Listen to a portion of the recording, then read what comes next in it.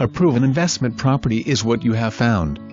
The owners currently have an annual renter in place who would love to stay, providing you with instant income. Property was freshly painted on the inside with new flooring, new lighting, new kitchen counters. Outside was pressure washed, new railings installed on the front and back entrance.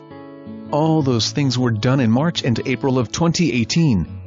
HVAC installed in 2014, roof updated 2004.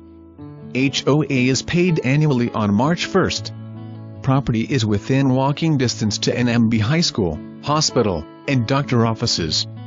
Cherry Grove Beach is just 5 minutes away, as well as North Myrtle Beach with all of its shops, dining and entertainment options, as well as parks and recreation facilities and year-round free activities and festivals on Main Street in North Myrtle Beach. With all there is to do nearby, you will never be bored if you use this as a primary home. If you used it as a rental home, all those things make it highly desirable.